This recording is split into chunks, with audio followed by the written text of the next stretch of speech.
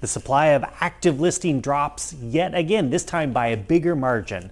I'm Ron Milligan with RE/MAX Select here in Portland's Pearl District, and of course, as always, I have for you the weekly market statistics for the full Portland metro area, both Oregon and Washington sides, including Southwest Washington and pretty much all of the the Portland metro bedroom communities. So first thing up is the supply of active listings. How many listings are out there for buyers to choose from? That number dropped by about 110 from the week before. And as you can see in this chart here, we've really leveled off. We've started to slow down with new listings. And what does that mean is I think it means that kind of a couple of things. One, though, mainly is that we have some seasonal things that are kicking in our market. This is when we stop seeing quite as many new listings hitting the market.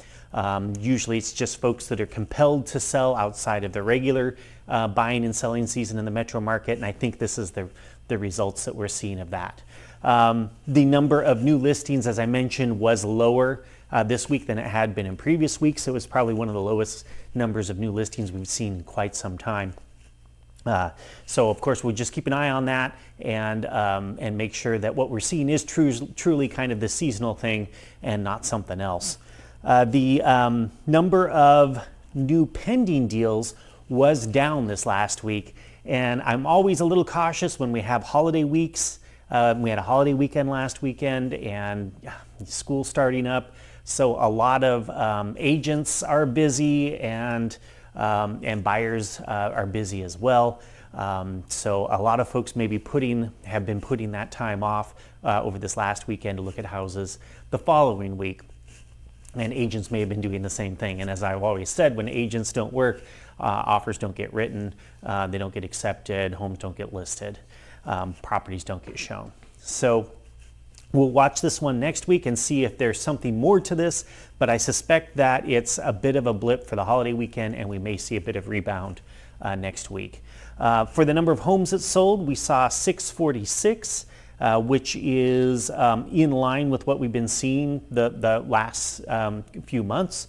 And I expect that next week, this is normal, maybe the new normal for us, but I suspect that next week we're going to see a suppressed number of homes closing because Monday, as I mentioned earlier, was a holiday, and we will only have had 4 business days to close transactions, for the escrow companies to close transactions with the county. We saw this last week, a decrease in the number of price reductions. Again, I think that's because we had kind of a holiday weekend and folks weren't counting on a lot of business, so they were saving those price reductions probably for this week versus last week. The total number of price reductions was 581 versus the previous week, which was 736. Of those that did price reductions, 541 were still active as of Tuesday morning, and 40 were under contract. And then, of course, I did that measure of the bigger price reductions, so kind of more serious price reductions of $15,000 or more. That number was only 314. The number of days on market for those homes that did sell, it did go up again. So the average is 29 this week versus last year, roughly the same time period, it was 18. The median went up to 16 versus last year it was 7. So we're definitely seeing days on market go up, but it's still way below what we've seen in more normal markets in the past. Average sale price went up this last week to $633.39, and versus roughly the same time period last year, that number was $583,991. So that's a 7.9% increase in the average sale price from last year to this year versus the previous week where that number was in the 9s. Median was $552,905 versus $505. Last year, and that's a 9.5% increase. Of course, we'll get probably this next week, we'll probably get the closing numbers for all of August. So we'll have those numbers when those come out, and we can see how August compared for the entire month to the previous month last year. Average sale price versus the original list price, that came in at 97.1%. So someone listed their home, maybe they did some price reductions, and what did they sell at versus that original listing price? 97.1%. Last year that number was 100.91%. So definitely doing better last year versus this year, and I think that's all about interest rates. Short sales and bank-owned properties. So I did, I've been doing the last couple of weeks, I've been checking out the active listings, and this week I doubled it up. I did the active plus the pending.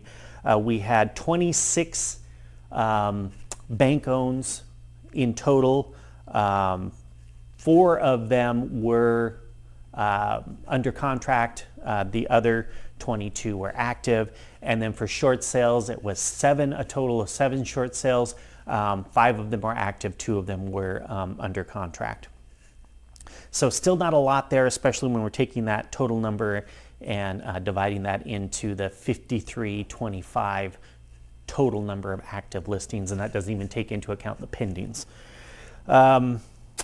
Canceled and expireds. This one was kind of interesting. So in the past few weeks, I've been watching the canceled and expireds. The canceled came in at 182 and the expireds came in at 146, where we've been seeing those numbers more around like 40 plus or minus for expired listings. So 140, 145 actually for the expireds. That was an increased number. I did go through and just do an informal sampling, because some of those expireds will probably come back, maybe with the same agent, maybe with a new agent. And then the canceled may be relisting. So a lot of times agents will cancel a listing, relist with a new MLS number to create a new days on market, give it a new number, and have it pop in all of the internet searches again. So maybe get more eyes on the listing, which typically means feet through the door, and then hopefully an offer in hand.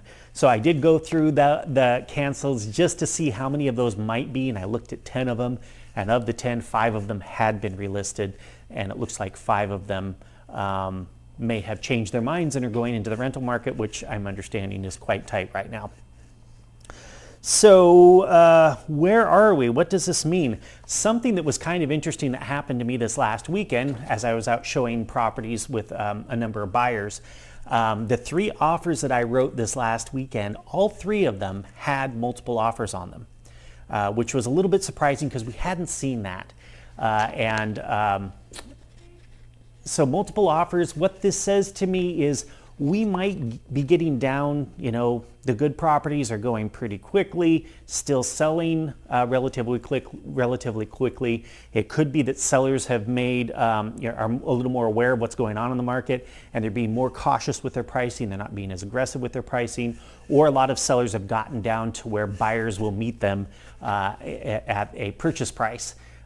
So yeah, 3 of the offers that I wrote all had multiple offers on them. Not a ton. One had 2, one had 3, another had 3. And then I did see another property that my clients had missed out on. I've been watching it. It went under contract rather quickly. Its sale failed. And I went to tell my clients about that. And then within less than 6 hours, it had gone from sale failed back to pending. So someone else jumped on it rather quickly and put it under contract.